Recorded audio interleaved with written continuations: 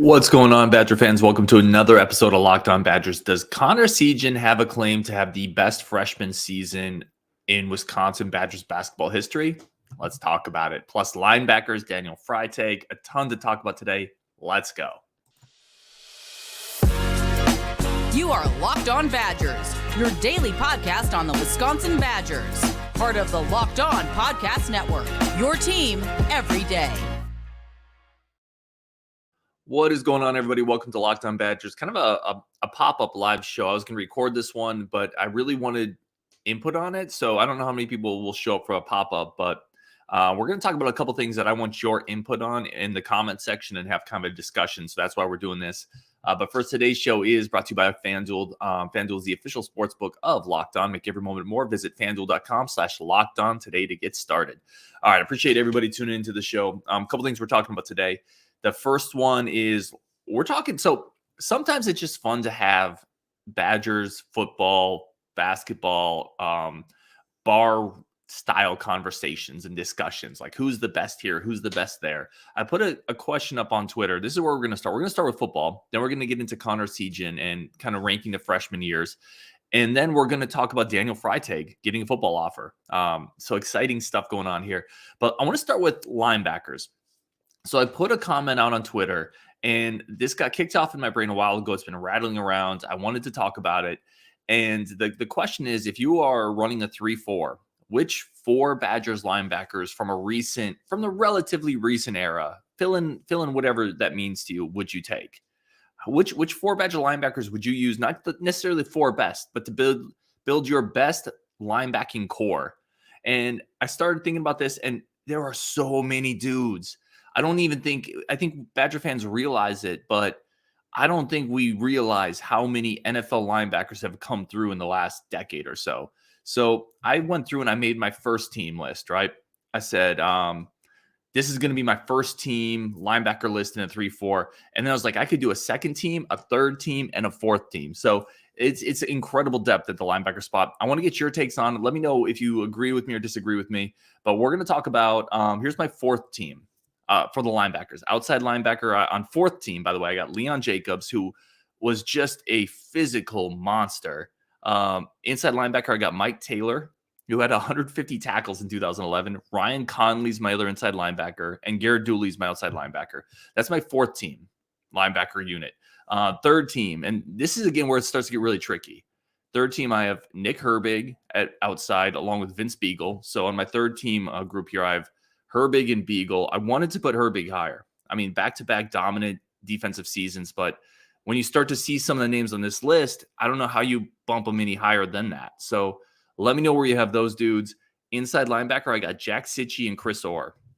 So my all-Wisconsin third-team linebacker core is Herbig, Jack Sitchie, Chris Orr, and Vince Beagle. And my goodness, that would be ridiculous.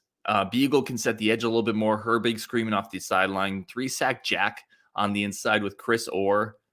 Super instinctive player there. Second team linebacker group, I have outside Alex Van Ginkel, Joe Schobert. Inside, I got Chenel and Sanborn. I think some people are going to want Chenel higher. Leo, coming off the year he just had in the NFL, the year before that was one of the more dominant inside linebacker seasons we've seen. I'm teaming him up with Jack Sanborn. I got Van Ginkel, just the long, like a werewolf type frame on the edge with Joe Schobert, 9.5 sacks his senior year. And that leads me to, this is the unit I went with for the top linebacker group I could put on the field from recent Badgers linebackers for a 3-4 defense. And again, this is just kind of a fun conversation that was going on in my head. So let me know if you think any of these players should be bumped down, if any of the players on my other list should be bumped up. But I'm going first team, Zach Baun and TJ Watt as my outside linebackers, TJ Edwards and Chris Borland in the middle. So that's what I'm going with for my linebacker group. Let me know if you disagree, agree. The takeaway really from this just random thought experiment I was having, but something I was having fun with, is you can go literally 12 deep. You can go down to the fourth team linebackers, and they're all NFL dudes. I mean, literally all these dudes are NFL guys. that have either at least had a cup of coffee or made an impact. Some of them, they had injuries cut short, but just an incredible amount of dudes on this team. And I put that on Twitter. Let's get some of the Twitter comments here as well. This is from Big Ten Whisperer. He would put Chenel above TJ Edwards. Would be frightening to see that core with Jim coaching them. I think Edwards still to this day, I feel like, is an underrated Badger linebacker. I feel like his ability to really do everything from a coverage standpoint to running sideline to sideline to being durable to playing a ton of football, it gives him a little bit. And again, when we're talking TJ Edwards against Leo Chenel, we are splitting hairs, right? Chenel is more destructive. He's better against the run. He's a bigger, physically developed player, but he couldn't cover like Edwards, or at least we didn't see it in Madison. Edwards has rare coverage skills. It's why he's carved out the career he has in the NFL. So I went Edwards over Chenel, but listen, if anybody tells me Leo should be in that spot, I can't argue. Borland is still my all-time favorite Wisconsin linebacker. Nobody could do the things Chris Borland could do. Just an incredible, instinctive player in Madison. Vitelli, the former Badgers punter, chimed in. He said Godorsey is one of the inside linebackers. Chenel is the other. Again, there was a pedigree at Wisconsin for linebackers. There's no doubt about it. Tucker Cole said, I would like to see Schobert, Chenel, and Sitchy, but hard to leave anyone off that's on there right now. Again, like Schobert's another guy. He was, he's an incredible instinctive linebacker. Had that great bowl game. Was it against Auburn, right? Where he blew up, I think, 2 plays in a row against that really dynamic Auburn offense.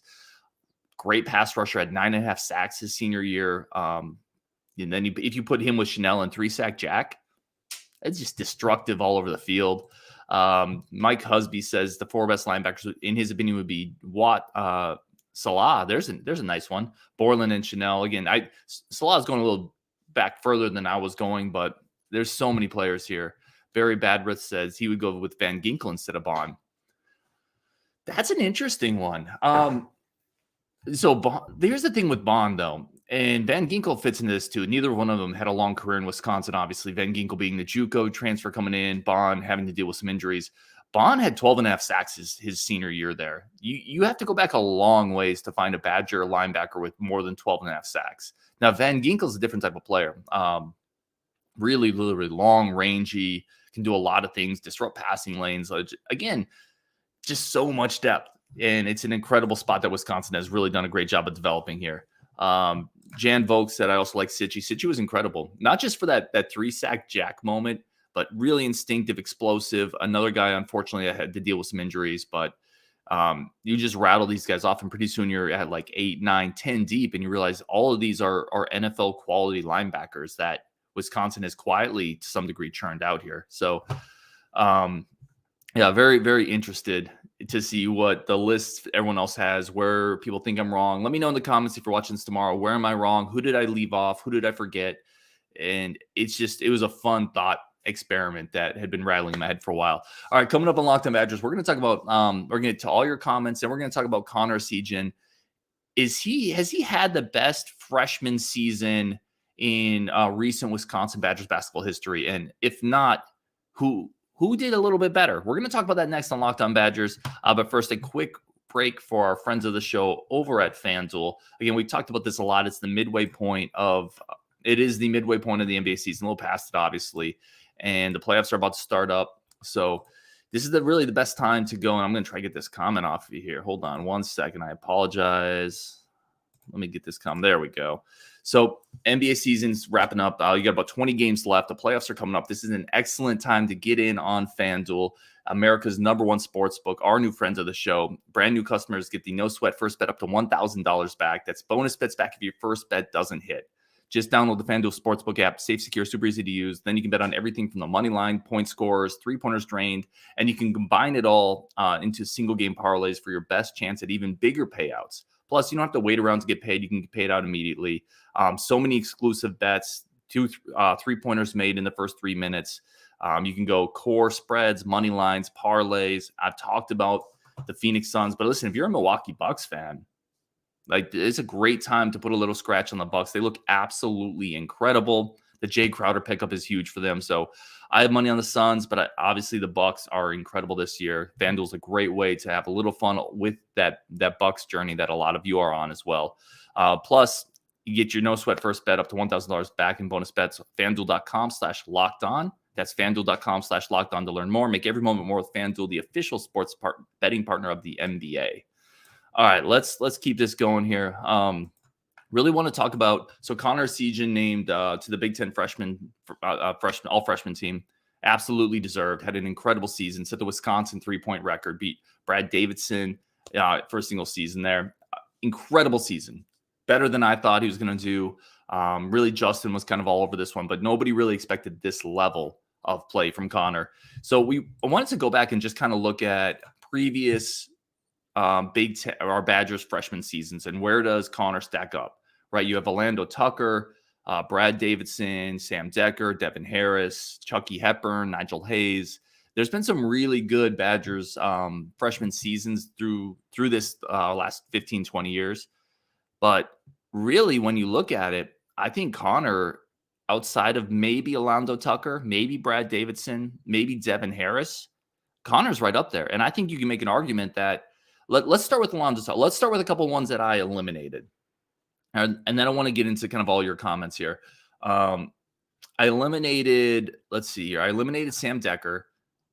Just didn't have the impact. He played 20-something minutes, right? Connor's up at about 28, 29 minutes. Dekker scored 9.6 per game. Connor's above that. And, Connor's just had a bigger impact than Sam Dekker did. Let's go Nigel Hayes. I eliminated Nigel Hayes. Nigel Hayes didn't shoot a three his freshman year. Played about 17 minutes, had 7.7 points per game. Again, Connor, from a usage standpoint, from a responsibility standpoint, from a scoring standpoint, really blows Nigel Hayes out of the water there. Now, Nigel Hayes defensively could give you some more things. A better rebounder, obviously. But Connor has been a far more impactful player there. So let's go to Alando Tucker. This was the first one I thought of. Now, Alando Tucker statistically had a better year. Right, averaged a little bit more scoring wise. Let's see here. Alando Tucker was at, I got it right up here. I just dropped it for some reason. So Tucker was at 12 points per game, played a little bit more, 32 minutes per game, 68% from the free throw line. So not quite as good there, but he did get 6 rebounds per game. But the thing with Tucker, when we're looking at the team he was doing it on, that 2002-2003 Badgers team was really good. Okay, that was a really good Badgers team. He was playing with Devin Harris, Mike Wilkinson, Freddie Owens, Kirk Penny was on that team. That team won, I think, 25 games. So Tucker wasn't having to do it on a team that was really struggling. He wasn't. This is a great point, by the way. Shell saying, "Are we going by points or actual impact?" I mean, for me, I'm going by impact. Points are obviously a big part of that, and everyone can look at this a little differently. So I would say actual impact, though. And for Tucker, that 2002-2003 team was just really good, and teams couldn't load up on him. I think we're seeing defenses load up on Connor Essegian a little bit. They're making it harder for him. I think Tucker just had an easier route. So I think Connor, I'm going to put him above Tucker's game as well, Tucker's season. So it kind of comes down to, do you think Brad Davidson or Connor Essegian, who had a better freshman season in your opinion, Brad Davidson or Connor Essegian? Now it's easy. It's kind of easy. I think we become victims of recency a little bit with Connor, but that Brad Davidson team, if you remember, he was an absolute friggin' warrior that year. He's not as good as Connor Essegian as a shooter, but he was a absolute warrior. He used to get his shoulder pop back in that season, a better defensive player. And that was a worse team. That was a bad Badgers team. They finished 15-18. So it wasn't a team that, Davidson could kind of just play fifth fiddle, whatever. Right. So kind of similar to this team in that Brad had to step up and play a bigger role than he was probably ready to. And he really gutted it out that year. No matter what you think of Brad Davidson, right? No matter where you're at on his career, the type of player he was an absolute warrior. And that season was the epitome of it. So I'm going to put his freshman season above Connor's. And then from the players I listed here, and I actually didn't look at Devin Harris's freshman year. I started his sophomore year, so I'd have to go back and look. Devin Harris is an incredible player. So I would probably go Devin, Brad Davidson, Connor Essegian in that order. And then after that, probably Chucky Hepburn, Alando Tucker, Sam Dekker, Nigel Hayes. I think that's my list. I kind of made that up right in that moment, but I think my top three, I have Connor third, behind Brad and behind Devin Harris, but ahead of Alando Tucker. I think just because of the load he had to carry, I'm going to put him ahead of Tucker. Let's get some of the comments in here. This is one of the reasons I wanted to do this one live is I wanted your input and I wanted your thoughts on this. Because maybe I'm too low on Connor. Maybe I'm too low on Alando. Maybe I'm too high on Brad Davidson here. So let's get some of your comments here. Let's see. Bo Dragon, without Connor, they would have been 15th in a 14-team conference. Mathematically impossible, Bo, but again, appreciate you showing up. Brian Shetty says, finally got to one of these. Been a minute since my schedule line. Let's go. Let's go, Brian. I love it. Shell says, going back to the linebacker talk, he's excited to see where Turner and Muma end up. Listen, love me some Turner athleticism. Love me some Muma. Neither of those dudes are going on those lists. They're not at that caliber. I hope I'm wrong. I hope I'm wrong. Wes Mullenix says Connor should run the point. I'm interested next year. I think if you have him running the point, you're going to get him out of what he does best, which is being that scorer. So I think he has more. I do think he has more secondary playmaking than we have seen this year, and that could come out of his bag a little bit next year. So Shell says Nigel Hayes for best freshman year. Now, a lot of what Nigel did, and I think this Shell's hitting on something here that does make sense. A lot of what Nigel did doesn't show up on a box score, right? Like he was incredibly smart, instinctive, a good defensive player. I just think his freshman year wasn't at the level that Connor's was from an impact standpoint and from a load he had to carry. Like this team without Connor this year, there's absolutely games they wouldn't have won. I don't know if that would have been the case with Nigel his freshman year. Let's keep going here. Shell goes Hayes, Essegian, Dekker. P says no, Connor is not. It's Gus's world. We're not sure if Gus Yalden's here or not. Let's keep going here. Bo Dragon says maybe Devin Harris. Harris went pro early, was a great NBA player. Connor will never sniff the G League. Well, Bo is angry today, but Devin was incredible. There's no doubt about it. Let's keep going here. Jan Volk said, I think Brad Davidson brought more as a leader than Connor. Brad was also better defensively. Yeah, I agree, Jan. What we saw from Brad his freshman year will always stick with me. Like a guy going into the locker room, getting his shoulder pop back in, coming out, firing up the crowd.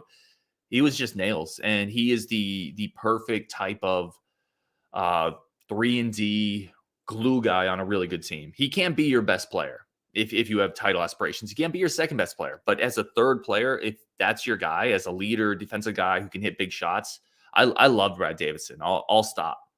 I loved Brad Davidson, and I hated how his career to the outside world started to become kind of like a meme, right? Like Brad Davidson's career kind of became like, oh, he's falling over me. And it always frustrated me because everybody tries to do that. And you're clowning on Brad Davidson because he just does it better than anybody else. Like change the rule then. Because everybody's trying to do what Brad Davidson's doing. They're just not as good because they're not instinctive. They're not tough. And that's the difference. It's not, they turned it into a cheap thing when he took four charging fouls against NC State. If you go back and look at those, everyone was a charge. And if other players could do it, they would do it. They just couldn't. Because there weren't a lot of people cut out of the cloth that Brad Davidson was cut out of. So anyway, that's a rant. I love me some Brad Davidson, and I will always fondly remember his freshman year. Let's keep going there. Daltrey, and this is a great point. You have to be special for Bo to put you out on the court as a freshman. Yeah, Bo famously did not have a lot of leash for young players. I mean, I remember games where Dekker was out there. He would take that deep three or kind of a pull-up three, and if it didn't go in, you knew he was getting yanked. And Dekker knew it. Dekker would look over the side like, oh, all right. So, no, it's very, very true. Don't badger me. Brad was a leader as a freshman. That is rare. Yeah, he was a leader for 5 years. I mean, Brad was an all-time Badger. Absolutely incredible leader.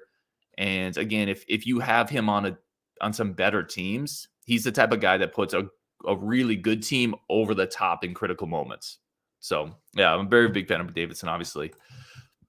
Mitchell Lee, Davidson was forced into a role. Connor's created more opportunities for himself and put himself on the scene. Yeah, like Connor's more skilled for sure. Like if we're comparing these two, if we're comparing ceiling, Connor has a higher ceiling as well. I think Davidson was just as you said, more forced into carrying a bigger role that year. Defensively, he could do more. So I think you're splitting hairs there. They scored about the same the freshman year. They both shot the ball well. They both shot the ball really well from the free throw line. Obviously, Connor creates more offensive gravity, spreads out of defense. Davidson was a better defensive player, a little grittier. So very interesting there to me. Dominic Shiro, Michael Finley, one of the GOATs. I had a really interesting comment because a while ago, I'm going to talk about this on one of the shows too. We talked about the most athletic Badger we've ever seen. And I mentioned Khalil Iverson. Somebody came back and said Michael Finley. And I still think, I don't know. I think Iverson athletically might have been better, but Finley had a 40-plus inch vertical and certainly nothing to shirk there. Let's keep going here. A bunch more comments. Do Fantasy Bum, do redshirt freshmen count? Hap and Wilk are ahead. Yeah, I think it's more impressive to do it as a true freshman. Although I didn't really specify, and I didn't really think of Hap and Wilk. But it's a good question. Very good question. Let's see. Mitchell Lee said, Brad and Connor had excellent freshman seasons. Thanks, Ryan. No, thank you, Mitchell. And for everyone else tuning in as well, thank y'all for helping me out through these discussions. P says Finley was sick. Yeah, it's unfortunate that Finley was before my time really as a Badger fan. Like I really wasn't. I was kind of a very kind of early stage Badger fan where I wasn't paying great attention. I watched Finley more in the NBA. He was on the Suns and the Mavericks, so that's more of my Michael Finley exposure. I should probably go back and watch more Wisconsin Badger Finley highlights just to get a better feel for that, because he really was kind of before my time on the Badger scene. All right, that's that portion. We're going to talk next about Daniel Freitag getting a Wisconsin football offer. That is pretty exciting news, and it's interesting to me for a couple reasons. I want to talk about the notion that's gone up there. Can he play both football, basketball? Obviously being offered by both Greg Gard and Luke Fickell. We're going to talk about why that's probably not realistic and why I'm excited for the football offer to come through. We're going to talk about that next on Locked On Badgers. Get the rest of your comments as well. But first, a quick word for our friends of the show. All right, everybody, want to thank you for tuning in so much. For everybody on the live channel, I have a request. If anybody, so we're coming in for the launch. There will be a live Locked On Badgers kind of meet and greet / show. I'm trying to get some players there, some recruits there. We're going to give away some swag. We're going to have a trivia contest. I need some recommendations for good sports bars in the Madison area to do it. And if you think of something, you don't need to give them to me right now. Obviously, if you have a good spot that you think would work really well for that type of thing, let me know. Let me know in the comments. Email me later, DM me later. I would love to get some insight and input because I don't live there. I'm not local Wisconsin anymore, unfortunately. So I would love to know if anyone has a good recommendation for that. All right, let's keep going here. I want to talk about Daniel Freitag. So Daniel Freitag, 6'2", 180 pounds. Obviously, we talked about him on the basketball recruiting side for a long time. We talked about him on the show several times. We've talked about him with Jason Jordan, right? The Sports Illustrated recruiting insider. Well, now the football side is offered, right? He's a big time receiver, big time receiver. And the receiver offer list reflects that. Notre Dame's in on him pretty hard as a receiver. I think as a receiver / safety, potentially. They think he could play either side, I think I've read. And immediately when news kind of came out that, hey, the football program is kind of in on this as well. By the way, he recently followed Max and Pat, the recruiting guys on the football side. So you can kind of see the tea leaves here moving before we kind of learned that, hey, it's been offered.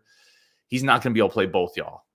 I'm just going to say it. Like, we've already seen people come out and say, can he play football and basketball? Is that a possibility? Maybe the scholarship can count against the football side. And, that way basketball saves a scholarship and still gets him as a player. It's just so rare and so hard for an athlete to play both. It's incredibly difficult to do. And they're so difficult that the few exceptions, like the Charlie Wards, trying to think of a couple other ones. Obviously, not Dion, sorry, Dion baseball, football. There's a very few couple, and those are exceptions for a reason. If you're playing basketball, you're eating into so much of your fall practice for football. It's not going to work, right? And if you're if you're a great guard and you need him to be a point guard, I can't imagine that you're okay with him missing significant amounts of time for football, right? You need that developmental time as a point guard. You're better off if you're a great guard. You really are better off if you're a great guard. If he's going to go play football, just going to get another full-time point guard, right? You need somebody that is fully committed to that role. And so I'm excited about it as a football side. I think he profiles probably a little bit better as a receiver, to be honest. I think that's where some of the offer lists have started to trend. I think just reading tea leaves, it sounds like he's maybe a little more interested on the football side. So this is a cool move to me because I don't know if we were going to get him, if we're going to just be continuing to offer the basketball side. If you get him on campus, this is the last thing I'll say on this. If you get him on campus and football doesn't work out, having him on campus potentially as a fallback for basketball is always there. You know what I mean?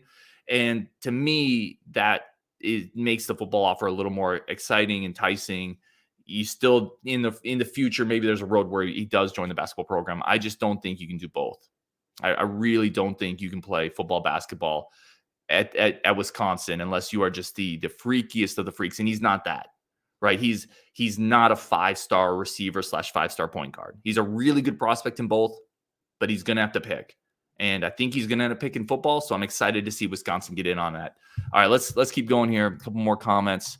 Tony Gonzalez from Bo Dragon and Dominic. Yep, another great example. UNC, I'm trying to remember. North Carolina, was it Julius Peppers that played a little power forward? Am I off on that one?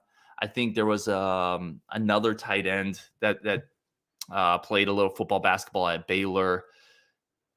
Yeah, but it's rare, and it's really rare for a reason. It's really it's not just from an athletic standpoint. The schedules overlap to a degree that you almost have to pick or choose, and college coaches aren't going to be about that. So it's interesting to me. I think a couple things that we may see come out of this is, does Greg Gard now, if he feels and starts to get a feel that Luke Fickell is going to get into this, that he's going to be a football guy with Freitag, does he now pivot to a Janowski, right? Does he now pivot to another point guard?